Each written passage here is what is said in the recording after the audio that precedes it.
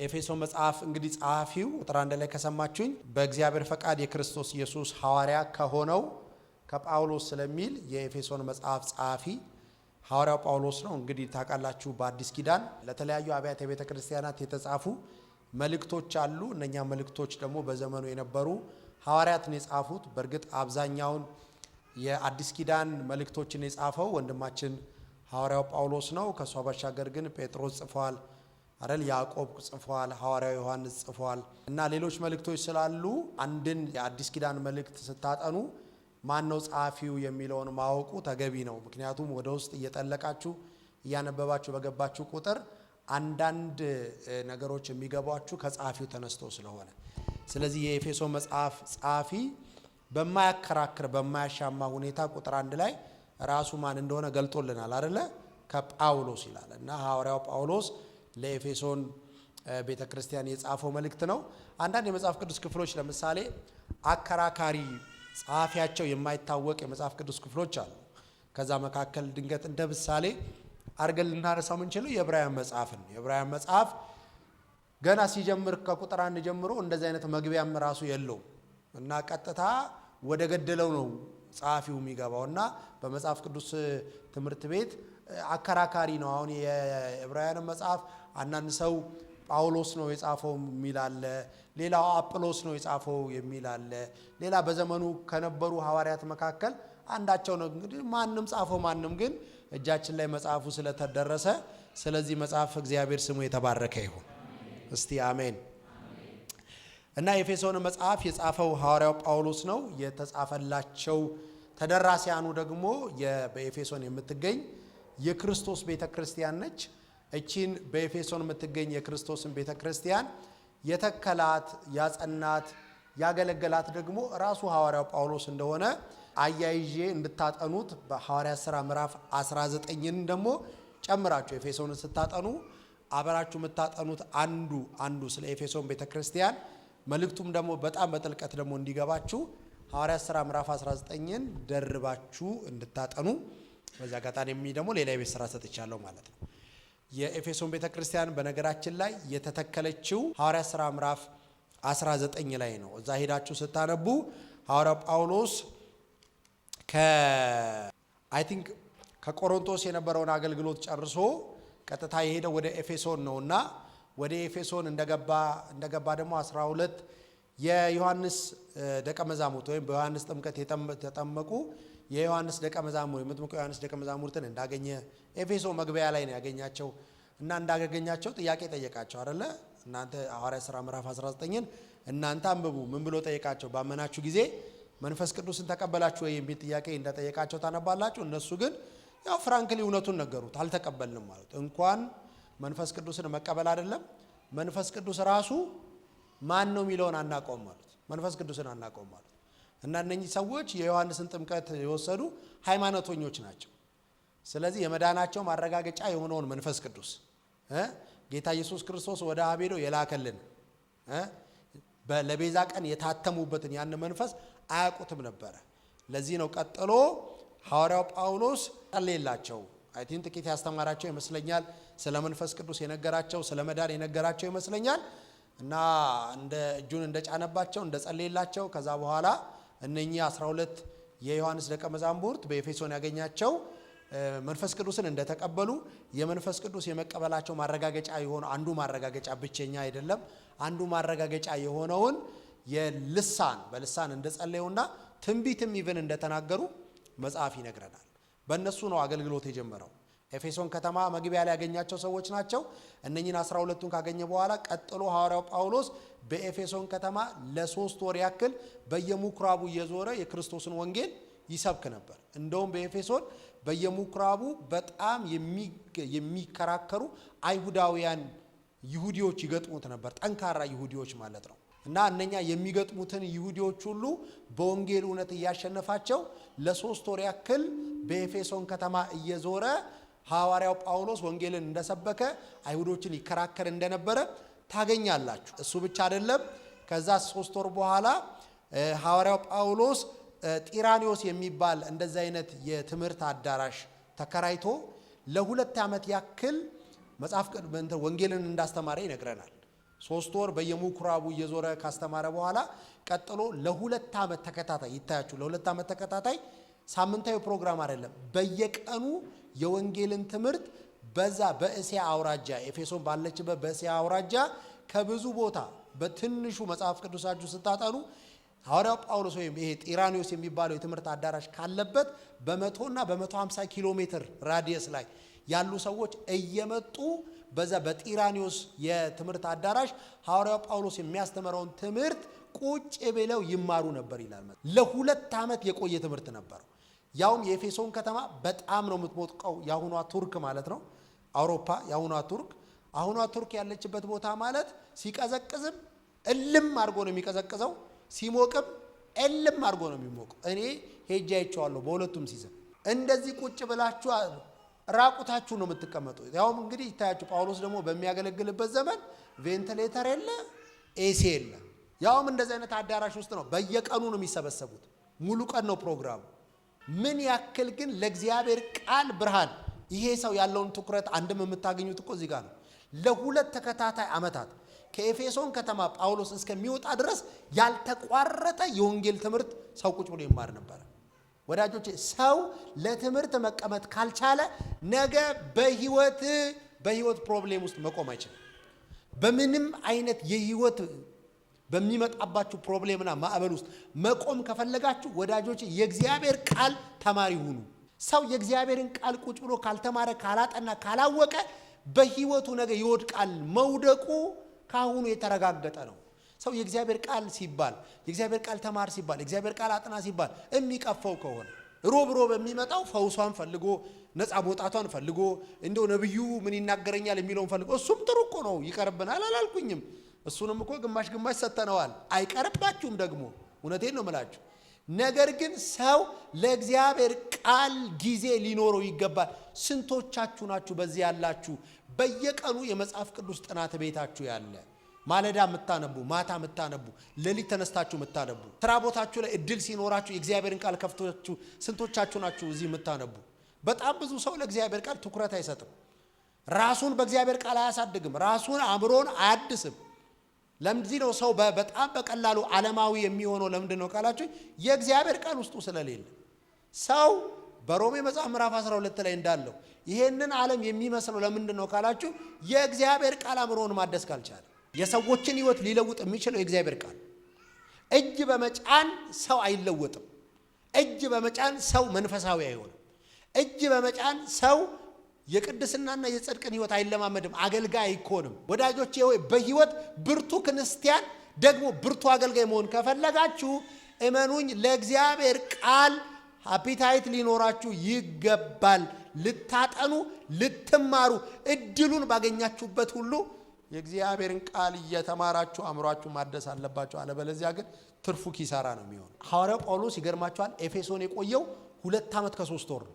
ከ2 ዓመት ከ3 ወር ውስጥ ይገርማችኋል 2 ዓመት የፈጀው ቁጭ ብሎ በጢራኒዮስ የትምህርት አዳራሽ ውስጥ የወንጌልን ትምህርት ሲያስተምር። ግን በጣም ደስ የሚለው ደግሞ ሐዋርያ ሥራ ምዕራፍ 19 ስታነቡ በዚህ በጢራኒዮስ የነበረው የትምህርት ፕሮግራም ትምህርት ብቻ ደግሞ አልነበረም። በጳውሎስ እጅ እግዚአብሔር የሚያስደንቅ ተአምራቶችን ያደረገበት ነው። እናንተ ሐዋርያ ሥራ ምዕራፍ 19 አንብቡ።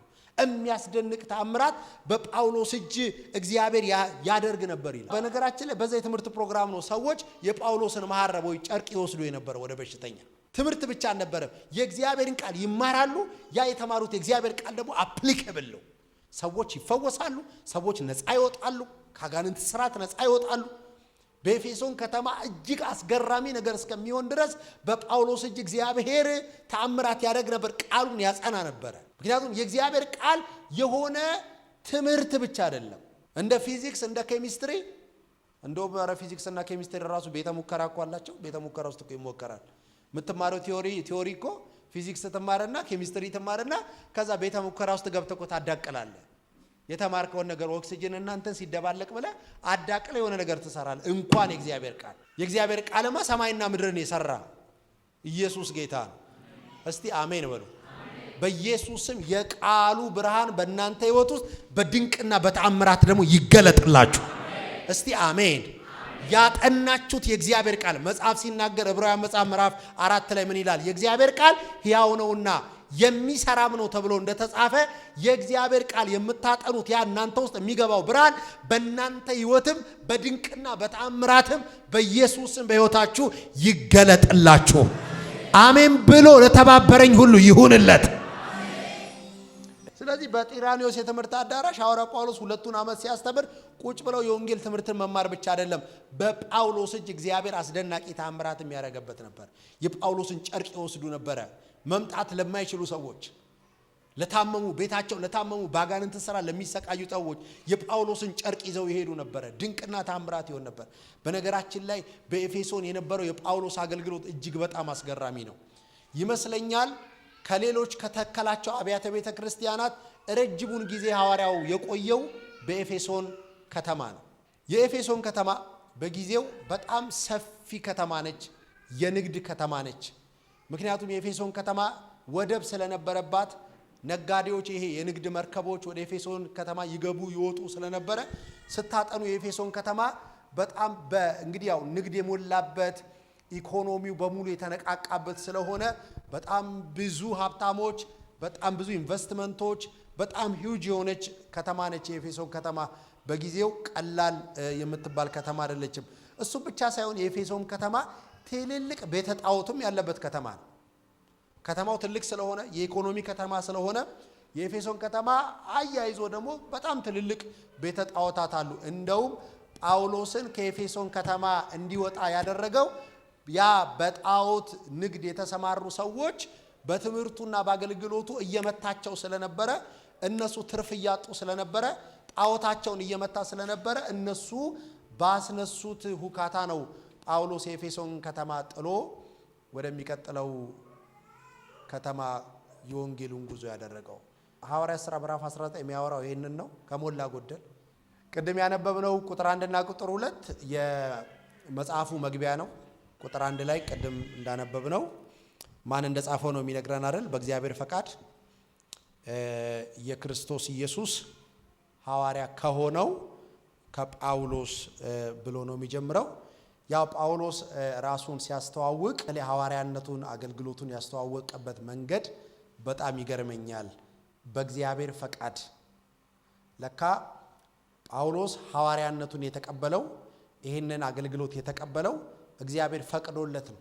እግዚአብሔር ፈቅዶ ነው አገልጋይ የሆነው። አገልጋይነት በነገራችን ላይ ከመሬት ተነስተን እኔ ምን ያቀተኛል ይሄ እኮ ቀላል ነው ብለን የምንጀምረው ጉዳይ አይደለም። እግዚአብሔር ሰው ካልፈቀደለት በስተቀር እግዚአብሔርን ማገልገል አይችልም። የጳውሎስ ሐዋርያነት እግዚአብሔር የፈቀደው እንደሆነ ኤፌሶን ላይ ብቻ አይደለም የምታነቡት። ሁለተኛ ቆሮንቶስ ምዕራፍ 1 ላይም ታነባላችሁ። በተለይ ሁለተኛ ቆሮንቶስ ምዕራፍ 1ን፣ ምዕራፍ 2ን፣ ምዕራፍ 3ን፣ ምዕራፍ 4ን ጨምራችሁ እንደውም ስታነቡ ጳውሎስ በእግዚአብሔር ፈቃድና በእግዚአብሔር ምሕረት ሐዋርያነቱን እንደተቀበለና ያ አገልግሎት የአዲስ ኪዳን አገልግሎቱ ደግሞ ምን እንደሚመስል የተናገረበት ነው።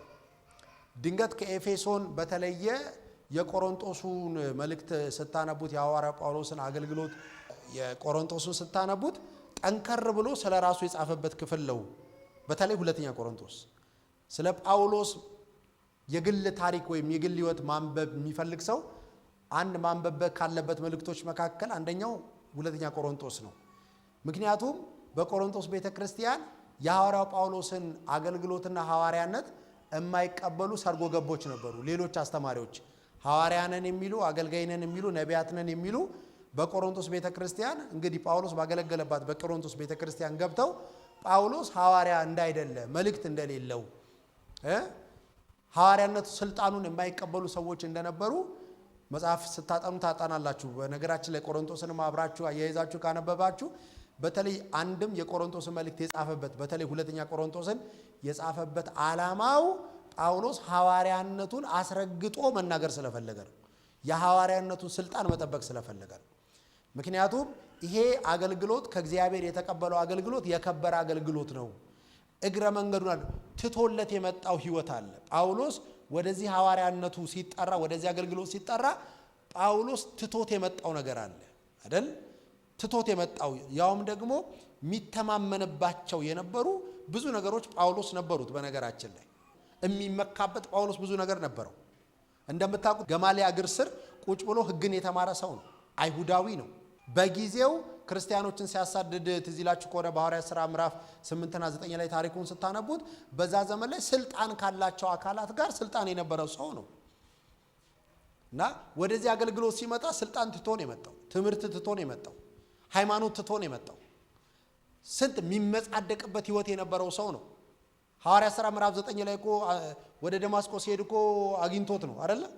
አግኝቶት በዛ ብርሃን እንደውም እኮ ባይገናኘው ኖሮ እኮ ሰውየው ሲጀምርም የሚመጣ አይደለም። በብርሃን እኮ ነው ያገኘው። ተገልጦለት እኮ ማን አንተ ሲለው አንተ የምታሳድደኝ እኔ እርሱ ነኝ አለ። የመውጊያውን ብረት ብትቃወም ባንተ ነው የሚብስባል። ለምን ፈለከኝ? ስሜን ትሸከማለህ። በነገስታት ፊት ስሜን ተሸክመ ትቆማለህ። እልካለሁ አለ። ተገናኝቶ ተገልጦ ከሰማይ ብርሃን አግኝቶት ነው ሰውየው የተሸነፈው እንጂ የነበረው ህይወት ተሸንፎ የሚመጣበት አይደለም። የነበረው ቀናይነት፣ የነበረው ሃይማኖተኝነት፣ የነበረው ትምህርት፣ የነበረው ስልጣን ትዝ ይላችኋል። እስጢፋኖስ ሲወገር እኮ ልብሳቸውን እንዲጠብቅ አስቀምጦት የነበረው ማን ነው? ሳኦል አይደለ? አሁን ከዛ ጳውሎስ የሆነው እና ይሄ ሰው ያንን ይወጥሎ የመጣው ብርሃን አግኝቶት ነው፣ ተገልጦለት ነው። ስለዚህ ከመጣ በኋላ የተቀበለው አገልግሎት አለ። የአሕዛብ ሐዋርያ እንዲሆን የአሕዛብ ሐዋርያ እንዲሆን ነግሮታል። ስለዚህ ይሄንን የተቀበለውን ስልጣን የተቀበለውን አገልግሎት በቆሮንቶስ ያሉ አንዳንድ ሰርጎ ገብ አስተማሪዎችና ራሳቸውን ሐዋርያ ነብይ ነን ብለው የሚጠሩ ሰዎች የጳውሎስን አገልግሎት የጳውሎስን የሐዋርያነት ስልጣን አፈር ማብላት ጀመሩ። ስለዚህ ገና መልእክቱን ሲጀምርላቸው በዚህ በኤፌሶን ብቻ አይደለም፣ ሁለተኛ ቆሮንቶስ ምዕራፍ 1 ላይ ሄዳችሁ ታነቡ በእግዚአብሔር ፈቃድ ሐዋርያ ሊሆን የተጠራ ሰው አይደለም የጠራው። ፈቃድ የሰጠው ሰው አይደለም። ፈቃድ ያገኘው ከእግዚአብሔር ከራሱ። ወዳጆች እንኳን ለአሕዛብ ሐዋርያ ሊሆን የተጠራ ታላቁ ሐዋርያ ጳውሎስ አይደለም። በቤተ ክርስቲያን ውስጥ የምታገኟቸው የትኛውም አገልግሎቶች እግዚአብሔር ካልፈቀደ በስተቀር ልታገኙ አትችልም። በእኔ ፈቃድ ላይ የተመሰረተ አይደለም አገልግሎት። በመጋቢ ፈቃድ በፓስተሩ ፈቃድ ላይ አይደለም ያለው። በዝምድና አይደለም አገልግሎት የሚሰራው። አንድ ሰው እግዚአብሔርን አገለግላለሁ ብሎ ሲመጣ ወዳጆቼ እግዚአብሔር ካልፈቀደለት በስተቀር እንኳን ሐዋርያነት አይደለም ለአሕዛብ ሐዋርያ ሆኖ የተነሳ አንድ ሰው ነው። በነገራችን ላይ በመጽሐፍ ቅዱስ የአሕዛብ ሐዋርያ ተብሎ የተጠራ ከጳውሎስ ውጪ በፊትም አልነበረም፣ ከዛም በኋላ የለም። አንድ ነው የአሕዛብ ሐዋርያ ነው። በእርግጥ ሰሞኑን አንዳንድ ሚዲያ ላይ ከአንዳንድ እናት አብያተ ቤተ ክርስቲያናት የተሰጡ በዚህ በሐዋርያትና በነቢያት አገልግሎት ላይ የተሰጡ አንዳንድ መግለጫዎች አሉ አይደል? መቼም ሚዲያ የሚከታተል ሰው እዚህ መካከል ካለ ሰምታችኋል ብዬ አስባለሁ። በዚህ ዘመን ሐዋርያነትና ነብይነት የለም አለ፣ አገልግሎቱ ቀጥሏል አልቀጠለም የሚሉ አንዳንድ ክርክሮች አሉ። እኔ እዛ ክርክር ውስጥ አልገባም፣ ኤፌሶንን ነው ማስተምረው። ነገር ግን ሐዋርያነትን ስናነሳ ለምሳሌ የእምነታችን ሐዋርያ የተባለ መጽሐፍ ቅዱስ ውስጥ አለ። የእምነታችን ጀማሪ፣ የእምነታችን ፈጻሚ ወይም ዕብራውያን ላይ የእምነታችን ሐዋርያ የሚለው አንድ አለ። እሱም ጌታችን መድኃኒታችን ኢየሱስ ክርስቶስ ነው። የእምነት ሐዋርያ ያለን አንድ ነው፣ እሱም ጌታ ኢየሱስ ነው። ከዛ በኋላ ቀጥሎ ደግሞ የበጎ ሐዋርያት አሉ አይደል?